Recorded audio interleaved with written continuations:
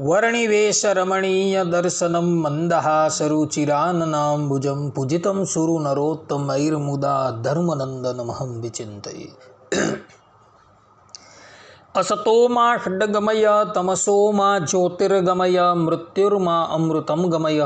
ओम शांति शांति शांति। अस्मद्गुरुसमारम्भां नाथयामुनमध्यमां लक्ष्मीवल्लभपर्यन्तां वंदे गुरुपरंपरा। આજની જ્ઞાન સભાની અંદર પધારનારા બધા જ ભગવદ્ ભક્તોને વેદાંતાચાર્ય પુરાણ ઇતિહાસાચાર્ય એમએ ફિલોસોફી શાસ્ત્રી રાકેશભાઈના હેતપૂર્વક જય સ્વામિનારાયણ।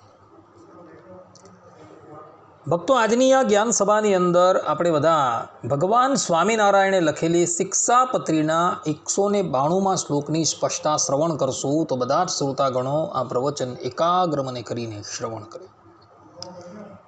તો શિક્ષાપત્રીના 192મા શ્લોકની અંદર ભગવાન સ્વામિનારાયણ પોતાને આશ્રિત એવા ત્યાગાશ્રમીઓને આજ્ઞા આપતા કહે છે કે અનર્ઘ્યમ ચિત્રિતમ વાસઃ કુસુમાદ્યૈશ્ચ રંજિતમ ન ધાર્યમ ચ મહાવસ્ત્રમ પ્રાપ્યમ અન્યેચ્છયાપિ તત્। અર્થાત કે જે વસ્ત્ર બહુ મૂલ્યવાળું હોય તથા ચિત્ર વિચિત્ર ભાત્યનું હોય તથા કુસુંબાદિક જે રંગ તેણે કરીને રંગેલું હોય તથા સાલ દુસાલા હોય ને તે જો બીજાની ઈચ્છાએ કરીને પોતાને પ્રાપ્ત થયું હોય તો પણ તે વસ્ત્ર પોતાને પહેરવું ઓઢવું નહીં।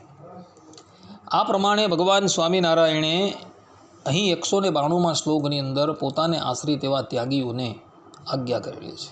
કહેવાનું તાત્પર્ય એ છે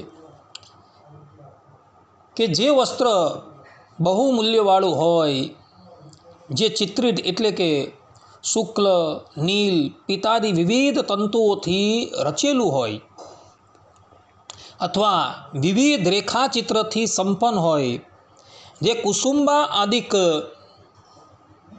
રંગદ્રવ્યથી રંગેલું હોય અને જે રાજાઓને તથા શ્રીમંતોને પહેરવા લાયક હોય અને જે દુસાલા નામથી વિખ્યાત મહાવસ્ત્રો હોય, એ વસ્ત્ર ત્યાગાશ્રમીઓએ ક્યારેય પણ ધારણ કરવાનું નથી।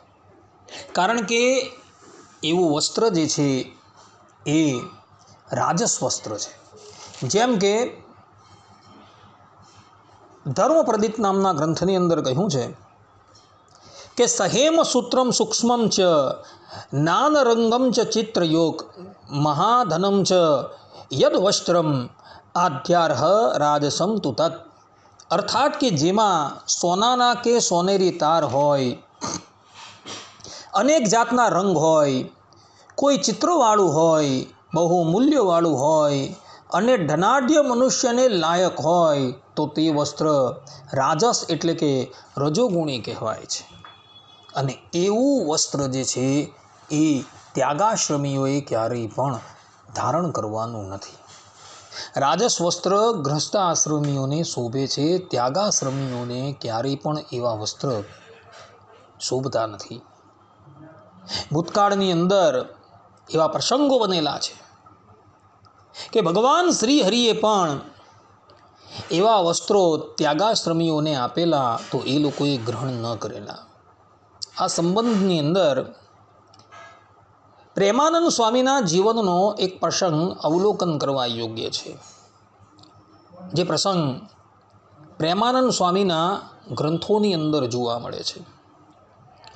વાત એવી હતી કે એક સમયે પ્રેમાનંદ સ્વામીએ 5 ભાષાનું મોહન બેન બજાઈ એ પદ શ્રીજી મહારાજની પાસે સિતાર વગાડીને ગાયું। તે સાંભળી મહારાજ ઘણા પ્રસન્ન થયા અને મહારાજે સ્વામીને બુરાનપુરી સેલું આપ્યું। તે સમયે સભાની અંદર બેઠેલા ભક્તો બોલ્યા કે પ્રભુ, તે સેલું સાધુઓથી ન રખાય। ભક્તોની વાત સાંભળી સ્વામીએ તે સેલું ભગવાન શ્રી હરિને પાછું આપી દીધું। ત્યારે ભગવાન શ્રી હરિએ સ્વામીને સુરતની જરિયાની ટોપી આપી ત્યારે સ્વામીએ એ ટોપી લેવાની પણ ના પાડી દીધી. તે પછી ભગવાન શ્રી હરિએ પ્રેમાનંદ સ્વામીને કચ્છી ટોપી આપી. એટલે સ્વામીએ તે ગ્રહણ કરી અને બહુ જ સંતોષ પામ્યા. આ પ્રમાણે પ્રેમાનંદ સ્વામીએ પણ ભગવાન શ્રી હરિએ એમને ભારે ભારે સેલો તથા સુરતની જરિયાની ટોપી આપવા માંડી તો એમણે પણ ગ્રહણ કરી નથી. શ્રીમદ ભગવદ્ ગીતાની અંદર કહ્યું છે કે યદ આચરતી શ્રેષ્ઠ તત્તત એવ ઇતરે જનઃ. અર્થાત કે જેવું મોટા પુરુષો આચરણ કરે છે તેવું જ કનિષ્ઠ પુરુષો પણ આચરણ કરે છે. એટલે મોટા એવા પ્રેમાનંદ સ્વામીને ભગવાન શ્રી હરિએ જરિયાની વસ્ત્રો આપવા માંડ્યા તો એમણે એ ગ્રહણ ન કરેલા હતા. માટે ત્યાગાશ્રમીઓએ પણ ભલે ભગવાનની પ્રસાદી કેમ ન હોય તો એણે પણ જરિયાની વસ્ત્ર ગ્રહણ કરવાના નથી. કોઈ વ્યક્તિ આપે તો એ વસ્ત્રો જે છે એ એણે એક બાજુ મૂકી દેવાના છે, પરંતુ એને પહેરવા કે ઓઢવાના નથી. આ પ્રમાણે ભક્તો ભગવાન સ્વામિનારાયણે અહીં શિક્ષાપત્રીના 192મા શ્લોકની અંદર પોતાને આશ્રિત એવા ત્યાગાશ્રમીઓને આજ્ઞા આપેલી છે. આટલું કહીને હું મારા આ પ્રવચન અહીં વિરામ આપું છું. સર્વે સંતુ નિરામયઃ, સર્વે સુખીનો ભવંતુ, સર્વે ભદ્રાણી પશ્યંતુ, મા કશ્ચિત દુઃખ ભાગ ભવેત. અસ્તુ. જય સ્વામિનારાયણ.